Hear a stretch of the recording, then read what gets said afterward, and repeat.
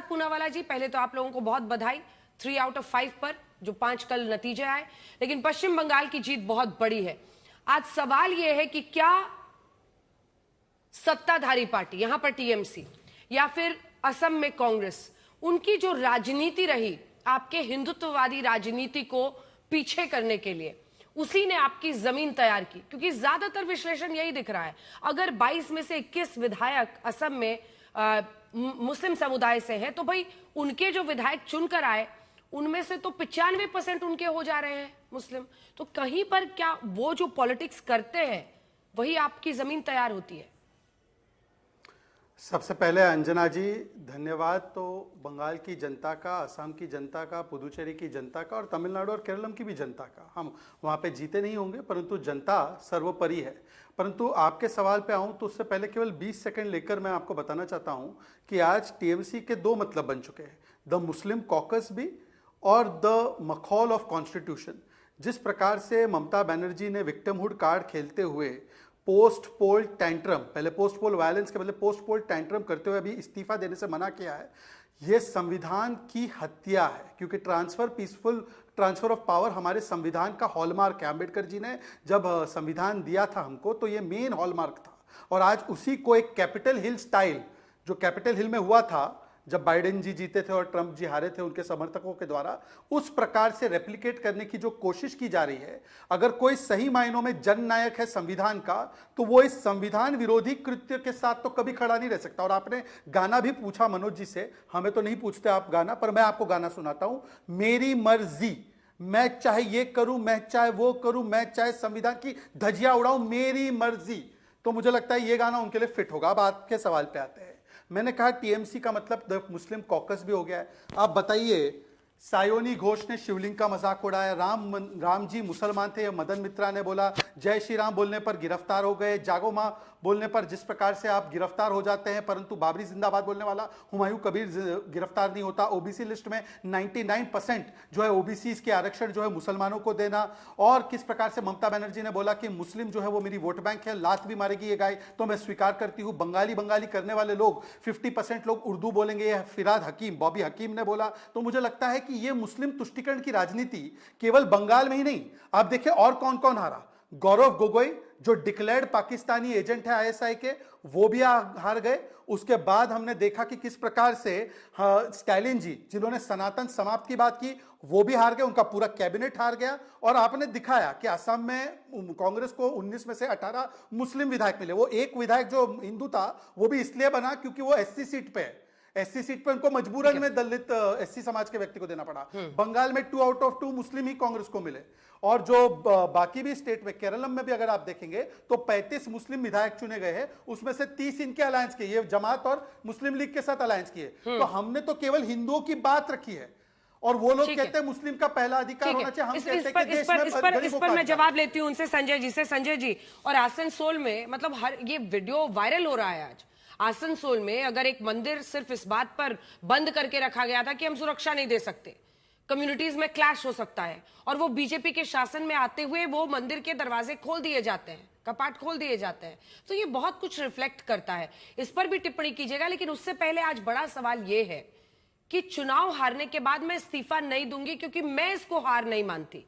अब इसका क्या उपाय है?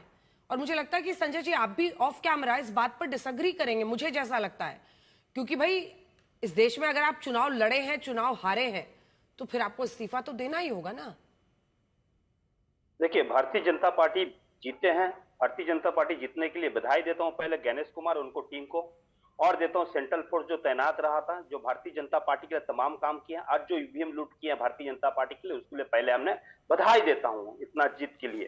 दूसरे नंबर बात आपने बोले हैं जो मंदिर, आपको मालूम है ये मंदिर दुर्गा पूजा जो होता है, दुर्गा मंदिर रहता है, दुर्गा मंदिर में से दुर्गा पूजा का समय मूर्ति बैठाया जाता है, दूसरे समय उसको विसर्जन, दशहरा का दिन विसर्जन होने के बाद मंदिर बंद हो जाता है। मालूम नहीं है कृष्णेंदु का क्या नहीं क्या, लेकिन मिस्टर कृष्णेंदु जो आप बता रहे हैं ना, कृष्णेंदु को हम बहुत अच्छे तरह से जानते हैं। कृष्णेंदु कौन है, नहीं है, ना का है, बस आसनसोल का है। मैं और एक चीज आपको बताना चाहिए, ममता दीदी क्यों रिजाइन करेंगे आप बताइए ना मेरे को। कल रात को क्या देखा आपने? 10 बजे तक एक असेंबली कंस्टिट्यूंसी के मतलब ये क्या होता है? काउंटिंग होता है, जहां पर लोकसभा में 1800 बूथ रहता है, 1800 2000 बूथ रहता है, 2 बजे तक खत्म हो जाता है। रात 10 बजे तक कहीं विधानसभा में काउंटिंग हो रहा है। इसका मतलब क्या? आप धांधली कर रहे हैं पूरा अंदर से। ममता दीदी को कल किस तरफ से मार के बाहर निकाल दिया आप देखें? किस तरफ से मार के निकाल दिया? बाहर आने के बाद में सेंट्रल फोर्स किस तरफ से भारतीय जनता के लिए काम किया। ये बोलता परिवर्तन। देखिए, परिवर्तन का मतलब यह है कि एक आदमी को इस तरह से दिन दहाड़े इसको हत्या कर दिए जाएंगे। मैं आप देखिए किस तरह से हत्या कर दिए। तस्वीर देखिए, आप देखिए तस्वीर देखने से आपको मालूम पड़ जाएंगे क्या है। आप देखिए किस तरह से ये तस्वीर देखिए, किस तरह से इस आदमी को हत्या कर दिया गया। क्या आप अलग अलग चीजों को जोड़ रहे हैं? एक तो वीडियो दिख नहीं रहा है सर। मेरा सवाल बहुत सीधा है। जब 3 बार आप जीतते रहे तब चुनाव आयोग आपको नहीं जिता रहा था, तब ममता बनर्जी जिता रही थी। बीजेपी जीत गई तो चुनाव आयोग को आप बधाई दे रहे हैं। मतलब या तो हम जीते, अगर कोई और जीत गया तो वो तो जीतने के लायक ही नहीं था। ये आप नहीं तय करेंगे ना। अब एक सिंपल लॉजिक है सर, एक सिंपल लॉजिक है। आप जब तक जीते है ना तो आपका श्रेय मिलता रहा। कोई और जीता तो आप उसको श्रेय नहीं देंगे। मतलब वो नहीं जीत सकता है। ममता बनर्जी के अलावा कोई बंगाल में नहीं जीत सकता है, ये कह रहे हैं आप? आज सुबह भी कहीं एक कंस्टिट्यूंसी में आज राजा राज न्यू टाउन वाला आज सुबह भी काउंटिंग हुआ है। आपको मालूम है? इतना समय काउंटिंग असेंबली जहां पर नंदीग्राम भी तो पिछली बार हारी थी, लेकिन सीटें आ गई तो आप लोग सीएम बन गए, फिर स्वीकार हो गया यही मैंडेट। नंदीग्राम पिछली बार भी हारी थी, लेकिन फिर बाई इलेक्शन लड़ ली भवानीपुर से, वो सीएम बन गई, तब आपने स्वीकार कर लिया क्योंकि टीएमसी की जीत थी सर। सेकेंड मई के दिन में 2021 में दीदी को पहले 4 बजे टीवी में जब आप लोग दिखाया तो 1200 वोट से जीत गया है। फिर रिकाउंटिंग हुआ, रिकाउंटिंग में हरा गया है। इससे तो हुआ है। इस बार भी वही हुआ है। सत्य प्रकाश जी वो कह रहे हैं धांधली से सब कुछ हुआ है, हम इस हार को स्वीकार ही नहीं करते, तो हम क्यों इस्तीफा दें? नहीं, विपक्ष जनमत स्वीकार करने के लिए अब इस देश में तैयार नहीं है। चाहे वो कांग्रेस पार्टी हो, चाहे अब तृणमूल कांग्रेस हो, इन्होंने तो हट मान लिया कि हम इस्तीफा ही नहीं देंगे। बंगाल में एक बड़ा अच्छा मिठाई मिलता है सौंदेश, खाया है कि नहीं पता नहीं, लेकिन जनमत का सौंदेश समझ लीजिए ममता जी। और संविधान में जो संदेश है वो राज्यपाल महोदय लागू कर देंगे। कोई भी चुनी हुई सरकार 5 साल चलती है, धारा 172 164 में राज्यपाल नियुक्त करते हैं। 5 साल खत्म, खदेड़े जाएंगे और उठा करके बाहर निकाले जाएंगे सीएम हाउस से। जो घर मिला होगा हर जगह से बैन किए जाएंगे। अगर ये बेइज्जती देखना है तो दिखाएगी संविधान की धारा तो वो राहुल गांधी लेके घूमते हैं ना। पढ़ा दे थोड़ा ममता जी को, नहीं पढ़े तो किसी संविधान वेत्ता से पढ़ लें। ममता बनर्जी की राजनीतिक यात्रा शुरुआती दौर से तानाशाही भरी रही है। ममता बनर्जी वो महिला है जिन्होंने जयप्रकाश नारायण के कार पर चढ़ करके डांस किया था। भारत उठ खड़ा हुआ था जब संविधान जला दिया गया था इस देश में। जब इमरजेंसी लागू हुआ था, ममता बनर्जी इमरजेंसी के समर्थन में जयप्रकाश नारायण के कार पर नाच रही थी। तो उनकी यात्रा तानाशाही है। क्योंकि हमारी पार्टी में जॉर्ज साहब फर्नांडिस साहब रहे हैं, उनकी ये बड़ी शिष्या रही थी। कोई बात मानने को कभी तैयार ही नहीं रही है कभी। तो इनकी यात्रा देखिए। उसके बाद उनको दबंगई का फौज मिल गया, गुंडों की एक पूरी की पूरी फौज मिल गई। बंगाल में सरकार धांधली से चलाती रही। तो धांधली पूर्वक पिछला भी वीडियो दिखा रहे थे टीएमसी वाले, 1 लाख वीडियो हैं आपके हिंसा के। पूरे बंगाल में महिलाएं खुशी के आंसू रो रही हैं जिनका बलात्कार हुआ था, गैंग रेप हुआ था। तो आप लोगों को शर्म तो है नहीं, शर्म संविधान सिखा देगा। जनमत समझिए, ये देश उठ खड़ा हुआ है। हर राज्य में सरकारें बीजेपी ही नहीं बना रही हैं। झारखंड में बीजेपी हारी, हिमाचल में हारी, तेलंगाना में सरकार नहीं उसकी, कर्नाटक में उसकी सरकार नहीं बीजेपी की, तमिलनाडु केरल हारी। सब लिखा हुआ है। शुभेंदु अधिकारी ये कह रहे हैं कि उनके इस्तीफा नहीं देने से कोई असर नहीं पड़ेगा। संविधान में सब लिखा हुआ है। वैसे भी जो पूरी प्रक्रिया है हम आपको बस बताएंगे कि अगर वो इस्तीफा नहीं भी देती हैं तो क्या होगा। क्या कह रहे हैं शुभेंदु अधिकारी, सुन लीजिए। फिर सुरेंद्र जी आ रही हूँ फौरन।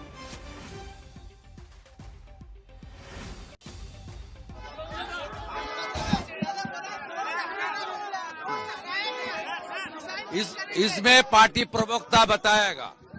कॉन्स्टिट्यूशन में सब लिखा हुआ है, ज्यादा बोलने का जरूरत नहीं।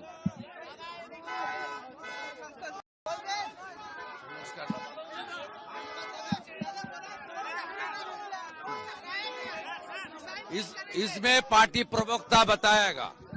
कॉन्स्टिट्यूशन में सब लिखा हुआ है, ज्यादा बोलने का जरूरत नहीं। तो उनका ये कहना है कि संविधान में सब कुछ लिखा हुआ है, प्रवक्ता इसके बारे में बताएगा। मैं पूरी कर रही हूँ। नई विधानसभा के गठन, ये जो पूरी प्रक्रिया है, नंबर 2 का ग्राफिक्स वो दिखा दीजिए। ममता अगर इस्तीफा नहीं भी देती है, स्ट्राइक रेट इसके बाद दिखाएंगे, ममता अगर नहीं भी इस्तीफा देती है तो नई विधानसभा के गठन और नए सीएम के शपथ पर इसका असर नहीं पड़ेगा। राज्यपाल नई सरकार का नया सीएम नियुक्त कर सकते हैं और वो आगे बढ़ सकते हैं। इसी के साथ विधानसभा कार्यकाल पूरा होने पर संवैधानिक अड़चन कोई भी नहीं है। 2 लाइन में अपनी बात पूरी कीजिए। सुरेंद्र जी, भारतीय जनता पार्टी कई राज्यों में सरकार नहीं बना पाई, हारी है, वहां तो जनमत स्वीकार हो गया।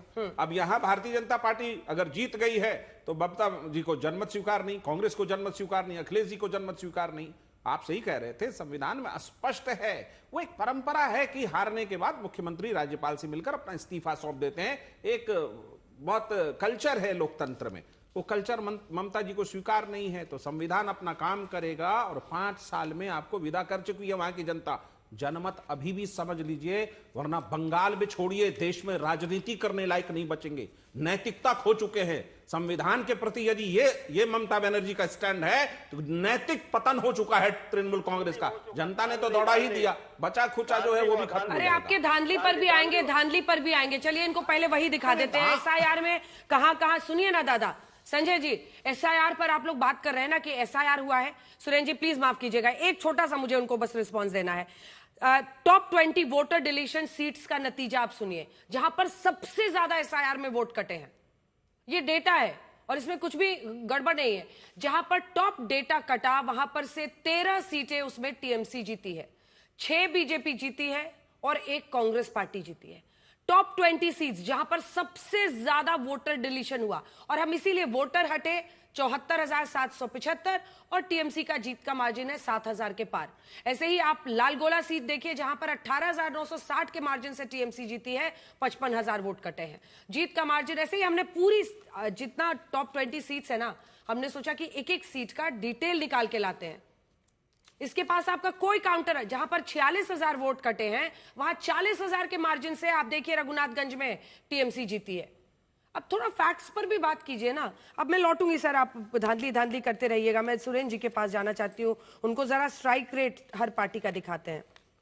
Surendra ji, BJP 70.6 70.6, TMC 27.5, Congress party 0.7, CPM 0.5। मुझे पता आप कहेंगे कि केरल का भी तो दिखाइए, केरल के लिए आपको बहुत बहुत बधाई। सुरेंद्र राजपूत जी, कांग्रेस लेड यूनाइटेड डेमोक्रेटिक फ्रंट वहां सरकार बना रही है, तो केरल के लिए आपको बहुत बधाई। लेकिन चर्चा बंगाल पर है, तो आज आपसे ये प्रश्न है कि संविधान बचता है या चोटिल होता है अगर ममता बनर्जी कहती हैं कि मुझे ये फैसला स्वीकार नहीं है, मैं तो इस्तीफा नहीं दूंगी। देखिए, 2-3 चीजें, संविधान को भावनाओं के हिसाब से और ममता बनर्जी साहिबा की प्रेस कॉन्फ्रेंस को आप शब्दों के हिसाब से ले रही हैं। सच बात यह है कि ममता बनर्जी ने पहले से ही घोषणा कर दी है कि वो मुख्यमंत्री नहीं है, वो एक साधारण नेता के रूप में इंडिया गठबंधन को मजबूत करेंगी। उसके बाद भी अगर किसी को कुछ बचता है तो मेरे ख्याल से वो सिर्फ और सिर्फ ममता बनर्जी को और इंडिया गठबंधन को बदनाम करने की साजिश के तहत इस तरीके के अनर्गल प्रलाप किए जा रहे हैं, जिसका कि कोई अर्थ नहीं, कानूनी भी कोई अर्थ नहीं है और वैचारिक भी कोई अर्थ नहीं है। तो जब वो ऑलरेडी पहले कह चुकी है अब मैं एक साधारण नेता हूं, साधारण कार्यकर्ता के रूप में इंडिया गठबंधन को मैं मजबूत करूंगी, तो बात ही खत्म हो जाती है। जब उनसे स्पेसिफिक पूछा जाता है कि भाई वहां जाएंगी कि नहीं जाएंगी, उन्होंने कहा मैं नहीं जाऊंगी, तो इसका मतलब इस्तीफा भेज देंगी।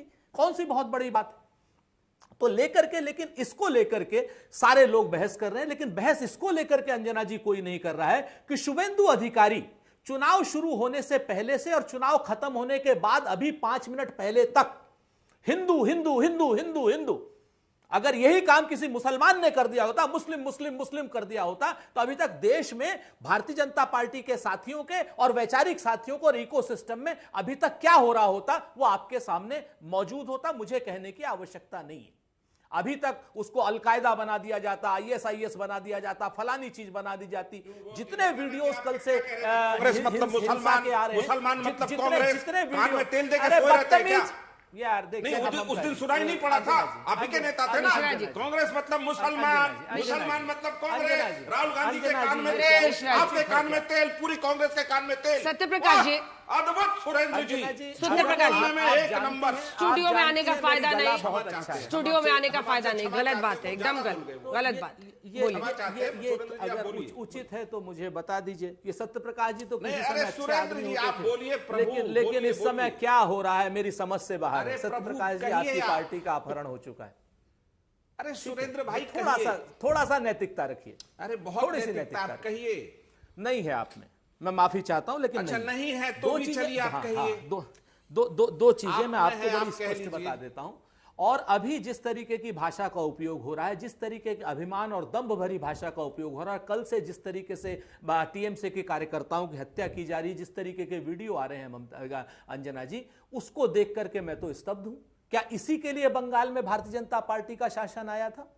आपके सामने है जिस तरीके से भाषाएं मर्यादा तोड़ी जा रही, हमारे ऊपर मुसलमान का आरोप, ये हिंदू हिंदू हिंदू। क्या ये देश के संविधान कहता है कि आप हिंदू हिंदू हिंदू के नाम पर वोट लीजिए?